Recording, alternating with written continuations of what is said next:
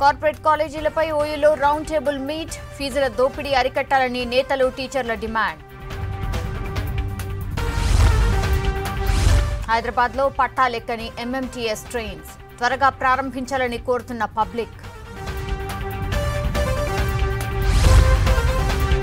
బల్కంపేట ఎల్లమ్మ ఆలయానికి భక్తుల క్యూ, బంగారు చీరలో మెరిసిపోయిన అమ్మవారు.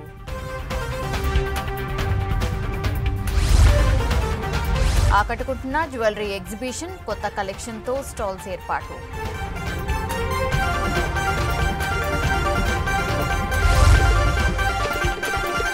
రాష్ట్రంలో కార్పొరేట్ కాలేజీల ఆగడాలకు అడ్డుకట్ట వేయాలన్నారు బీజేపీ ఎమ్మెల్యే రఘునందన్ రావు. నారాయణ చైతన్య కాలేజీలు పర్మిషన్ లేని బిల్డింగ్స్లో క్లాసులు నిర్వహిస్తున్నాయని ఆరోపించారు. కార్పొరేట్ కాలేజీలు ఎంతమందికి పీఎఫ్, ఈఎస్ఐ చెల్లిస్తున్నాయో తెలుసుకునేందుకు హైకోర్టు చీఫ్ జస్టిస్కు లేఖలు రాయాలని సూచించారు. తెలంగాణ వచ్చాక కార్పొరేట్ కాలేజీల ఆగడాలు మరింత పెరిగాయన్నారు బీసీ సంఘం నేత ఆర్ కృష్ణయ్య. కార్పొరేట్ కాలేజీలు విద్యార్థులను, ఉపాధ్యాయులను పీల్చి పిప్పి చేస్తున్నాయని ఆరోపించారు. యాజమాన్యాలు లెక్చరర్లకు జీతాలు ఇవ్వకుండా వేధిస్తున్నాయని చెప్పారు. అన్నిసార్లు ఫలితం ఇట్లా రాకపోవచ్చు. నేను కూడా అనేక సార్లు దెబ్బలు తినవచ్చు. తిన్న ప్రతి దెబ్బ నుంచి ఒక గుణపాఠం నేర్చుకున్నాను, కొట్లాండి. సో ఇకపోతే అంత పెద్ద రాజుని కొట్టగలిగినప్పుడు, అంత పెద్ద శత్రు దుర్భేద్యమైనటువంటి కోట చంద్రశేఖరరావు అనేటువంటి ఎవడు ముట్టుకోలేడు అనుకున్నటువంటి తరుణంలో ఆయననే కొట్టగలిగినప్పుడు ఈ నారాయణ చైతన్యంలో పెద్ద లెక్క అని నేను అనుకుంటున్నాను. అసలు గురుకుల ట్రస్ట్ భూములలో జీహెచ్ఎంసీ నోటీసు బోర్డులు రాసి, జీహెచ్ఎంసీ ఎర్రసీరాతోటి ఈ బిల్డింగ్ డిస్మెటల్ చేయమని చెప్పి రాసిపోయి, ఇది పనికిరాని బిల్డింగ్ అని రాసిన బిల్డింగ్లలో నారాయణ శ్రీ చైతన్యాలు జరుగుతుంటే, అందులో వాళ్ళ కార్పొరేట్ ఆఫీసులు నడుస్తూ ఉంటే ఎన్నిట్లలో నడుస్తున్నాయో మాకెట్లా తెలుస్తుంది? ఎవరో ఒకరు చెప్తేనే తెలుస్తుంది. ఫస్ట్ అక్కడి నుంచి మొదలు కావాలి. అసలు అనుమతి లేనటువంటి భవనాలలో నడుస్తున్నటువంటి అనుమతి లేని నారాయణ శ్రీ చైతన్యాలు ఎన్ని అనేది మనం ఏళ్ళ దాకా సమాచార హక్కు చట్టం కింద అడగము. అడిగితే పబ్లిక్ డొమైన్లోకి రాదు, చెప్పడానికి ఇష్టపడము. సో పీఎఫ్ కట్టబడుతున్నటువంటి లెక్చరర్లు ఎంతమంది ఉన్నారు? పీఎఫ్లు, ఈఎస్ఐలు కేంద్రమే మొన్న భరించింది కదా కరోనా పాండమిక్ సిచ్యువేషన్ లోపల. పీఎఫ్, ఈఎస్ఐ కట్టబడుతున్నటువంటి లెక్చరర్లు ఎంతమంది ఉన్నారు? ఉంటే వాళ్ళు ఎందుకు హైకోర్టుకు ఉత్తరం రాయారు? ఒక్క ఉత్తరం కాకపోతే ప్రతి లెక్చరర్ రాయరు ఉత్తరం. ప్రధానంగా ఈ శ్రీ చైతన్య, నారాయణ, గాయత్రి విద్యా వ్యవస్థను భ్రష్టు పట్టించారు. తెలంగాణ వచ్చిన తర్వాత ఈ కార్పొరేట్ కాలేజీల యొక్క అహంకారం ఇంకా పెరిగింది. వీళ్ళ బలతం పడితే తప్ప రెండు కోణాల వాళ్ళు దెబ్బతీస్తున్నారు వ్యవస్థ. ఒకటి, విద్యార్థుల వద్ద అడ్డగోలుగా ఫీజు వసూలు చేయడం ఒకటైతే, రెండవది లెక్చరర్లకు జీతాలు ఇవ్వకుండా వ్యవస్థనంతా కూడా భ్రష్టు పట్టిస్తున్నాం. మిమ్మల్ని పీల్చి పిప్పి చేస్తున్నాడు నాకు తెలుసు. లెక్చరర్లుగా మీతోటి ఎక్కువ ఓవర్లోడ్ వర్క్ చేయించుకున్నారు. ఈరోజు కార్పొరేట్ కళాశాలలు విచ్చలవిడిగా ఫీజులు దండుకుంటూ కరోనా సమయంలో కేవలం 3 నెలల ఫిజికల్ క్లాసులకు సంవత్సరం పాటుగా ఫీజులను వసూలు చేస్తున్నారు. హాస్టల్ లేకున్నా గానీ హాస్టల్ ఫీజులు దోచుకుంటున్నారు. ఇదేందని ప్రశ్నించినటువంటి తల్లిదండ్రుల మీద దౌర్జన్యాలు చేస్తున్నారు. ఇదేంది ప్రశ్నించినటువంటి విద్యార్థి సంఘాల మీద కేసులు పెడుతున్నారు. ఈరోజు ఒక్కొక్కసారి అనిపిస్తుంది, ఈ యొక్క తెలంగాణ రాష్ట్ర ప్రభుత్వం కేవలం ఫీజులు వసూలు చేయడానికే ఈ యొక్క కళాశాలను ఓపెన్ చేసింది. బాలానగర్లో అధికార పార్టీ నేతల అండతో కొంతమంది భూములు కబ్జా చేశారని గౌడ వెల్ఫేర్ అసోసియేషన్ సభ్యులు కొంతకాలంగా నిరసనలు చేస్తున్నారు. బాలానగర్లో 13 రోజులుగా నిరాహార దీక్షలు చేస్తున్నారు. గతంలో తమ సమస్యను పరిష్కరించాలంటూ సీఎం క్యాంప్ ఆఫీస్ ముట్టడికి కూడా ప్రయత్నించారు. అయినా తమకు న్యాయం జరగలేదంటూ కుటుంబాలతో కలిసి దీక్ష చేస్తున్న సభ్యులతో Narender face to face. Right, నేను ప్రస్తుతం బాలానగర్ మండలంలోని అంటే మేడ్చల్ జిల్లా పరిధిలో ఉన్నటువంటి కల్లు కాంపౌండ్ దగ్గర ఉన్నాను. వీళ్ళందరూ కూడా 13 రోజుల నుంచి ధర్నా చేస్తున్నటువంటి పరిస్థితి. కొంతమంది ఫ్యామిలీలందరూ కూడా దాదాపు 1000-1200 మంది ఫ్యామిలీస్ అంతా కూడా రోడ్డు మీద పడాల్సి వచ్చింది. దీనికి సంబంధించినటువంటి దీన్ని ఎందుకోసం ఈ ధర్నా చేస్తున్నారు 13 రోజులుగా తెలుసుకుందాం. సార్, ఇట్లా ప్రధాన కారణం ఏంటి? ఇక్కడ టీసీఎస్ కోఆపరేటివ్ సొసైటీ అని ఏదైతే ఉంటుందో ఇది విలేజెస్తో గౌడ్స్ విలేజెస్కి ఉంటుంది. అది కానీ ఇక్కడ దండు నరసింహరావు గౌడ్ అని వాళ్ళ ఇంటి సభ్యులనే 12 మందిని చేసుకొని 18 మందితోనే ఉంటున్నారు. విలేజర్స్ ఎవరు లేరు, ఒక ఇంటి వ్యక్తులనే చేసుకొని టీసీఎస్ చేస్తున్నారు. ఈ అక్రమంగా ఈ టీసీఎస్ సొసైటీ ఏదైతే ఉందో దీన్ని రద్దు చేయాల్సిందిగా మేము మీ ద్వారా కోరుతున్నామండి. ఇది గత 60 సంవత్సరాల నుంచి ఈ ల్యాండ్ మా కళ్ళు కాంపౌండ్ ఇక్కడే ఉందండి. ఇది మేము ఇక్కడే మేము కళ్ళు కాంపౌండ్ ఉంటున్నాము. నరసింహరావు గారిని గత 27 సంవత్సరాల నుంచి మేము TCS as well Gouds welfare association ప్రెసిడెంట్గా చేసినాము. ఆ 27 సంవత్సరంలో అడ్వాంటేజ్గా తీసుకొని అతను కొన్ని ఫ్యాబ్రికేటెడ్ డాక్యుమెంట్ చేస్తూ విలేజెస్ని ఎవరిని ట్యాపర్స్లో ఎంటర్ చేసుకోకుండా మాకు ఇవ్వాల్సిన గుడ్ విల్ బెనిఫిట్స్ ఇవ్వకుండా అక్రమంగా అతనే ఒక్కటి చేస్తున్నాడు. దానికి అనుగుణంగా 13 రోజుల నుంచి మేము ఇక్కడే నిరంతరంగా పోరాడుతూనే ఉన్నాము. మాకు న్యాయం కావాలని. అప్పుడు గతంలో ఏం చేసిన రామారావు గారు 93లో ఇచ్చినప్పుడు దాన్ని రామారావు గారు ఇచ్చినప్పుడు దాన్ని యూజ్ చేసుకోవాలని ఊరోళ్ళు అందరం కలిసినాం. ఆ రోజు కలిసి 12 లక్షల రూపాయలు అతనికి ఇస్తే అతను ఏం చేశాడంటే మాకు తెలియదు. పబ్లిక్ అంతా మేము ఏమనుకున్నాం అంటే ట్యాపర్లు మనం అనుకుని ఉంటుంది. కానీ పబ్లిక్కు ట్యాపర్లకు అసలు ఏమాత్రం సంబంధం లేదు. ఆ రోజు ఏం చేసామంటే నర్సాపూర్ నుంచి తీసుకొచ్చి ట్యాపర్లను తయారు చేసి ఆ రోజు సొసైటీని ఏర్పాటు చేసుకున్నాం. ఆ తర్వాత అదే కంటిన్యూ అయ్యుకుంటూ వచ్చి లాస్ట్కి మన 27 ఇయర్స్ అయినాక ఆ పాత ట్యాపర్లను తీసేసి మళ్ళీ కొత్త ట్యాపర్లను ఎక్కించుకున్నాడు 18 మందిని. అది కూడా దండి ఫ్యామిలీ మెంబర్సే ఉన్నారు 14 మంది. కానీ ఆ రోజు నుంచి పెట్టుబడి అంతా మా ఊరోళ్ళదే. 12 లక్షల రూపాయలు మా ఊరి ప్రతి ఒక్క నంబరు ఆ రోజు 12 లక్షలు ఇవ్వడం జరిగింది. అదే తీసుకొని ఇప్పటిదాకా నడిపించుకుంటా. అదే కాకుండా మళ్ళీ జాగా కూడా ఆయన తీసుకొని ప్రతి సంవత్సరం 4 కోట్ల రూపాయల టర్న్ ఓవర్ ఉంటుంది. ఇది ఈ 4 కోట్ల టర్న్ ఓవర్ని ఏం చేశాడంటే 30 ఇయర్స్ నుంచి తింటున్నా అంటే 100 కోట్ల రూపాయల ప్రాపర్టీ ఉంది ఆయన గతంలో ఏమున్నాడు 60 గజాల ఇంట్లో ఉన్నాడు. అతను 60 గజాల ఇంట్లో ఉండి అలా దగ్గర 10 ప్రాపర్టీస్ ఉన్నాయి అతనికి. ఏడికించి వచ్చినాయి? గత 30 సంవత్సరాల నుంచి మా బాలనగర్కి మా సొసైటీకి ఇంత అన్యాయం జరుగుతుంది.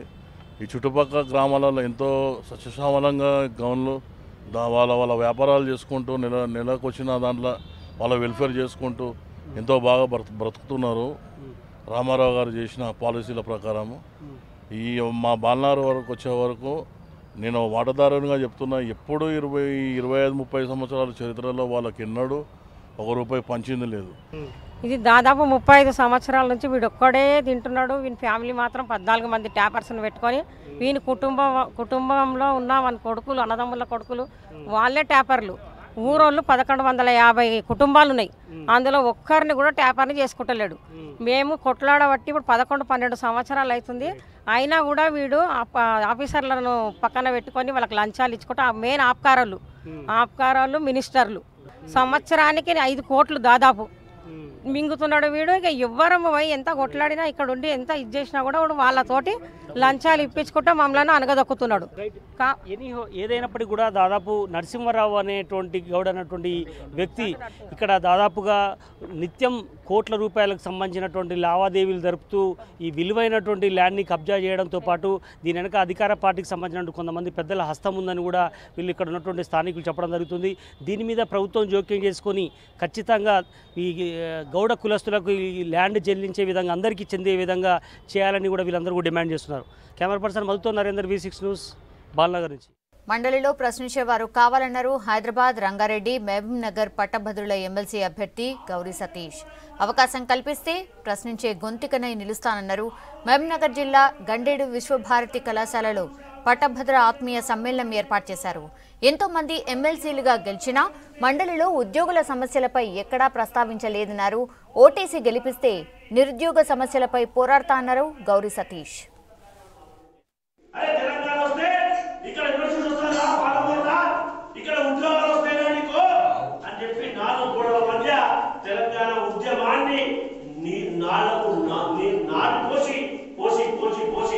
ఒక 5 సంవత్సరాల నుంచి 100 సంవత్సరాల వరకు కూడా జై తెలంగాణ నినాదాన్ని భావవ్యాప్తి చేసినటువంటి ఘనత తెలంగాణ ప్రజలు దక్కుతుందని మనం అందరం గుర్తుపెట్టుకోవాలి.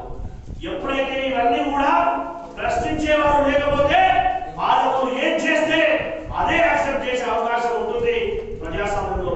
నేను చెప్పే కంటే మీకందరూ కూడా బాగా తెలుసు. కాబట్టి ఇవన్నీ ఆలోచించాలంటే మన నియామకాలు ఏమైనా ప్రశ్నించే వాళ్ళు కావాలి. పసిడి కాంతుల ధగధగలతో బల్కంపేట ఎల్లమ్మ మెరిసిపోతోంది. ఆదివారం కావడంతో అమ్మవారి దర్శనానికి వచ్చిన భక్తులతో ఆలయం రద్దీగా మారింది. ప్రతి నెల పౌర్ణమి, పండుగలు, పర్వదినాల్లో మాత్రమే అమ్మవారికి బంగారు చీర అలంకరిస్తారు. రాష్ట్రంలోని దేవాదాయ శాఖ ఆధ్వర్యంలో ఉన్న ఆలయాల్లో ఇప్పటి వరకు ఒక్క ఎల్లమ్మ తల్లి ఆలయంలో మాత్రమే బంగారు చీర ఉంది. అమ్మవారికి బంగారు చీర అలంకరించినప్పటి నుంచి భక్తులు పెద్ద సంఖ్యలో తరలి వస్తున్నారు. ముఖ్యంగా ఏంటంటే బంగారు పట్టు చీర అమ్మవారు చేయించుకున్నారు. తనకిష్టమైన భక్తులను ముందు తీసుకొచ్చేసి కూన వెంకటేష్ గౌడ్ గారు మరియు శివరామరెడ్డి గారు, ఎక్స్ఎమ్మెల్సీ శివరామరెడ్డి గారు, వారిద్దరిని ముందు తీసుకొచ్చేసి మరి బంగారు పట్టుచీర చేయించారు. వాళ్లే చేయించారు దాతలుగా. కీర్తిలాల్ జ్యువెలర్స్కి వాళ్ళు బంగారం ఇచ్చి వాళ్ళతోని అంటే కీర్తిలాల్ జ్యువెలర్స్ ద్వారా చేయించడం జరిగిందని వాళ్ళు సమర్పించినప్పుడు, బంగారు పట్టుచీర సమర్పించినప్పుడు మనకు తెలియచేశారు. చీర తయారు కావడానికి దాదాపు ఒక 25 days పట్టిందని చెప్పారు. సిటీలో రిటైల్ షోరూమ్ని ప్రారంభించింది బెంగళూరుకి చెందిన ఎలక్ట్రిక్ 2-వీలర్ సంస్థ ఏథర్.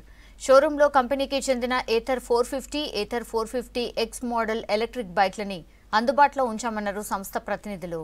మోడల్ని బట్టి 1,42,000 నుంచి 1,72,000 మధ్య ధరని నిర్ణయించామన్నారు. ఈ ఎలక్ట్రిక్ బైక్స్ను ఒకసారి ఛార్జ్ చేస్తే 90 కిలోమీటర్లు ప్రయాణం చేయొచ్చన్నారు.